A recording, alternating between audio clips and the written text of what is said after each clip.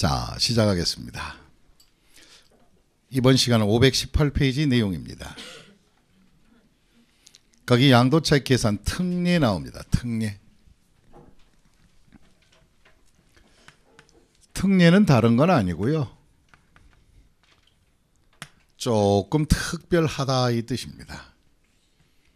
이 특별한 방법으로 양도차익을 구하는 게 있는데 1번 고가주택 밑줄 한번 그어보세요. 이번 진도 시간은 고가주택만 하는 거고요. 그 다음 밑에 쭉 내려가면 부담부 증여할 때 양도차익 계산 특례에 나와 있어요. 이거는 후일 도모하는 거예요. 그 다음에 그 옆에 페이지 가면 3번에 부당 행위가 계산됐으면 어떻게 양도차익을 구하지? 이것도 후일을 도모할 거고.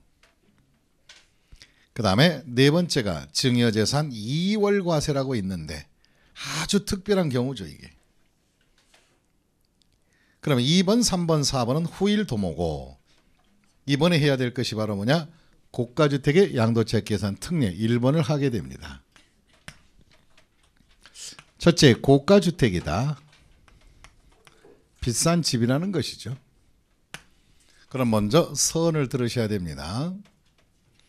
첫째, 원래 주택이 있다는 것은 주택이다. 조금 웅장하게 그리고 있습니다. 원래 우리가 1세대 1주택은 1세대 1주택이다.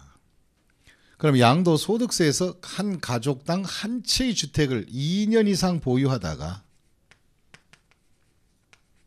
물론 조정지역은 2년 거주도 하라 이런 것도 있지만 뭐 조정지역에 한정된 내용이니까 일반적으로 볼 때는 2년 이상 이 주택을 갖고 있다가 보유하다가 1세대 1주택을 양도하면 양도소득세는 비과세가 원칙입니다. 과세하지 않는다 이거예요. 근데 이제 비과세는 또 너무너무 비싼 집들까지 다 해줄 수는 없으니까 그래서 위화감 조성이 된다 그래서 비과세를 해줄 때 한도가 있다는 거예요. 한도. 그럼 이 주택에 비과세 해줄 때 한도가 얼마냐? 양도한 가격이 산 가격이 아니고요. 양도 가액을 기준으로 9억까지만 다시 얼마까지? 9억까지만 비과세하고 그러면 혹시나 양도 가액이 9억을 초과하게 되면 초과 그럼 초과분 가지고는 비율로 따져서 뭘 따져서? 비율로 따져서 양도소득세 과세한다 이렇게 되는 거예요. 그럼 이제 우리가 1세대 1주택도 9억을 초과하면은 푸득이 비과세가 안 되고 초과 부분까지는 초과 부분은 뭐 한다고요? 과세하겠다 이 뜻입니다. 그러면 이 경우에 양도소득세 과세하는데 다시 뭐 하는데? 과세하는데 9억까지 기준으로 하겠다는 거예요. 비과세가 9억까지.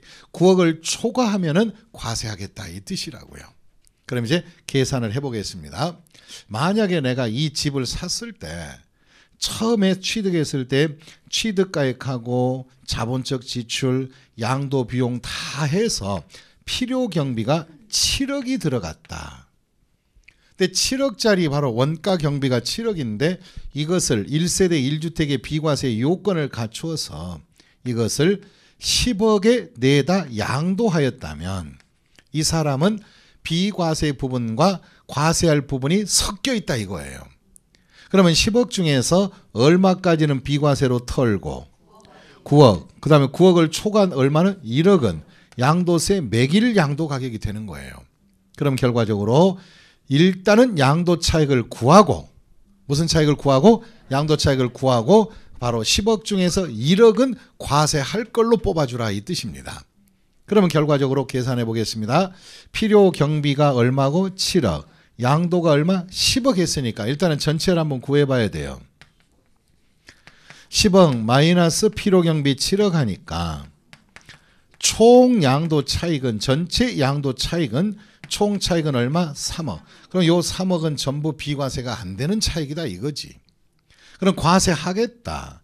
그러면 총차익 3억 중에서 전부 비과세하지 말고 10억을 판 거니까 이 3억을 10억에 팔았을 때 3억 남은 거니까 그중에서 9억을 초과한 부분 10억 중에서 9억을 초과한 부분 1억 맞죠? 그러면 10분의 1로 따지면 얼마? 3천만 원. 요것은 고가주택의 양도 차익으로 보아 요 부분만 갖고 세금 계산에 들어가겠다. 그러면 전체 차익 3억 중에서 3천만 원만 과세할 부분이니까 나머지 2억 7천원 얼마는요? 2억 7천만 원은 세금이 없는 무슨 과세? 비과세 이익이다. 이렇게 생각해 주면 되겠습니다. 이해하셨습니까? 이것이 바로 뭐냐? 고가주택에 대한 양도차익 계산이에요. 그럼 고가주택은 1세대 1주택이면서도 양도소득세를 일부는 낸다 안 낸다? 내고 있다는 사실이라는 거죠. 다 같이 직접 우리가 풀어보고 답을 만들어 보겠습니다. 고가주택의 양도차익 계산 특례 중에서 양괄호 1번 고가주택 괄호 열고 고가입주권 나와 있죠. 고가입주권도 똑같이 계산해 주는데 입주권의 문제는 후위를 도모하고 그냥 주택이라는 것만 일단 알고 계시면 되겠습니다. 계산해 볼까? 그럼 내용을 보면 1세대 1주택 비과세 요건을 갖춘 주택과 이에 딸린 토지 또는 입주권의 양도 당시 입주권은 생략하고 주택이 양도 당시 실지 양도가의 합계가 얼마를 초과하면 9억 원을 초과한 경우를 말한다. 이 경우에 총 양도 차익에서 9억을 초과한 부분에 속하는 양도 차익만 계산하여 과세받을 양도 차익으로 하고 나머지는 비과세로 떨어주라 이 말입니다. 그러면 바로 확인해보자. 문제. 이 정도 수준으로 문제에 나오면 답을 할 수 있을까? 지금은 해. 지금은. 내일이면 뭐예요? 배웠나? 그래도 반복하면 찾아가는 거예요. 그러면 거기에 기억, 고가주택, 양도가액은 10억이다. 그리고 필요 경비가 7억이다. 등기 자산이다. 왜 등기 자산 나와 있냐면 미등기하면은 비과세를 하나도 안 해줘요.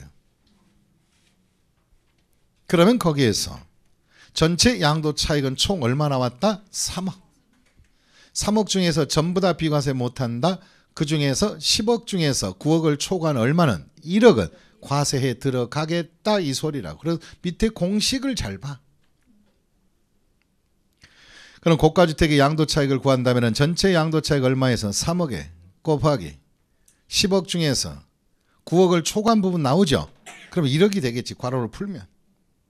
그럼 얼마? 3천만 원. 정답은 몇 번이에요? 1번이 되겠습니다. 그러면 비율로 나눌 줄 알아야 된다 이거예요. 그 다음에 거기까지 해놓고요. 그 다음에 519페이지 가시면 네모 7번에 양도소득금액과 과세 표준 계산이 나와 있어요. 그럼 먼저 양도소득금액을 구하자.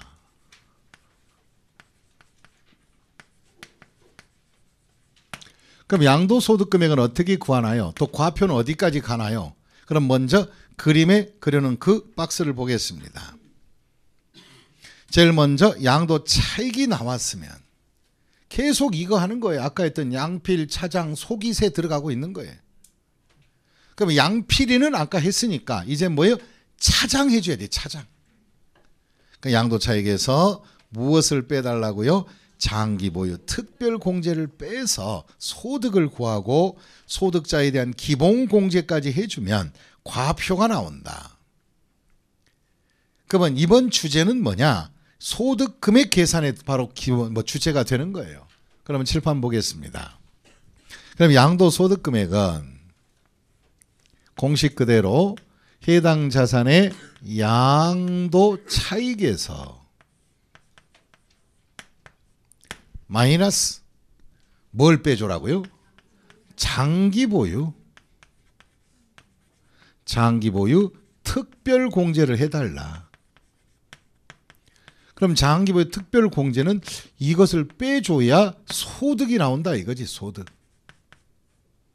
그럼 이제 장특 공제는 왜 해줄까요? 먼저 의문부터 가져야지.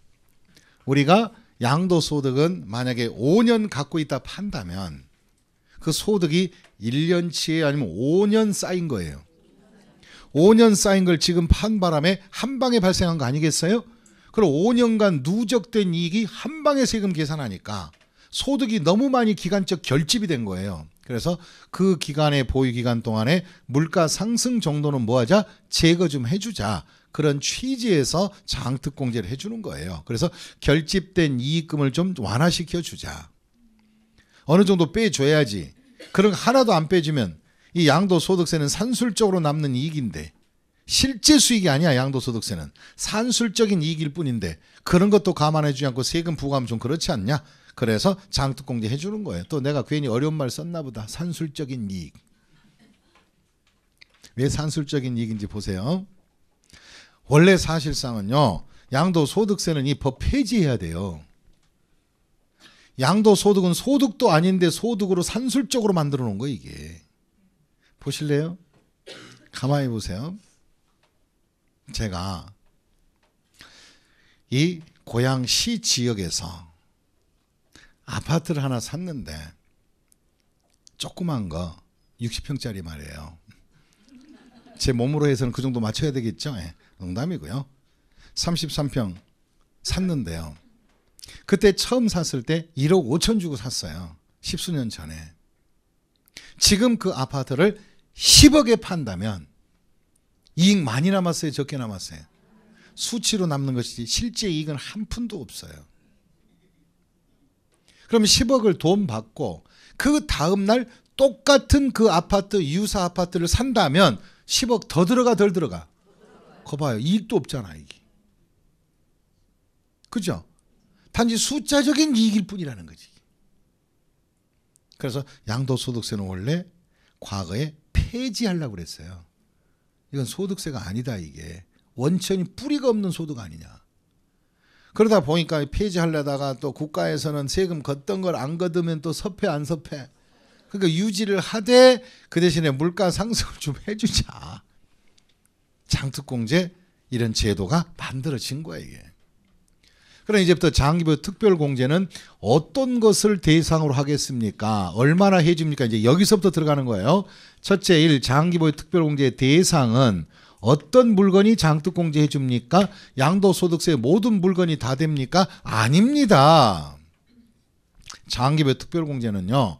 모든 물건이 다 해주는 것이 아니라 바로 양도한 자산 중에서 토지하고 건물만 장특공제 해줍니다. 그럼 분양권이나 이런 건 장특공제가 있고 없고 애시당초 없습니다. 그래서 오로지 토지와 건물만 장특공제 한다고. 토지 건물. 그러면 땅과 건물만. 근데 어떤 분은 그러면 주택은 안 해주나요? 아니 토지하고 건물이 주택이지 뭐야 그 안에. 상가는 안 돼. 아 이거 상가는 토지 건물이고. 그럼 공장은 토지 건물 아니냐고 전부 다. 그러니까 땅과 건물은 용도를 따지지 말고 땅과 건물을 위한 공제다. 이렇게 토지와 건물을 해주자 했더니 또 이제 저항 세력이 발생했어요. 어떤 저항 세력이냐? 바로 주따기들이 저항 세력이 발생한 거야. 주따을 갖고 있는 사람들. 이 주따기라고 하는 것은 뭐냐? 주따은 다른 게 아니라 자기 주택이 자기 집이 있었어요. 그럼 처음에 집을 갖고 있었는데 이것이 정비법 규정에 따라 관리처분계획 인가가 딱 떨어지는 바람에, 그럼 우리가 이 자기 주택이 관리처분계획 인가가 떨어지면 인가 떨어진 그 시점부터 이 주택은 용도가 상실되고요. 요것이 우리는 뭐냐? 조합원 입주권이 된 거예요. 다시 한번 조합원 무슨 권이요? 입주권으로 바뀌게 된 거예요. 이게 지금. 그러면 재건축이나 재개발할 때 정비법 규정에 따라 재건축이나 재개발을 하게 되면 조합원의 지위를 갖는 정비법 재건축 재개발의 조합원의 딱지가 바로 뭐냐? 조합원 입주권입니다. 그럼 이제 이 사람은 왜 저항을 했느냐? 이 보세요. 세무서장님, 나는 주택을 요걸 갖다 예를 들어서 5년 갖고 있었고 관리처분계획 인가가 떨어져서 딱지로 바뀐 바람에 요 딱지 2년 갖고 있다가 내가 이걸 지금 현재 입주권을 양도한 것이다.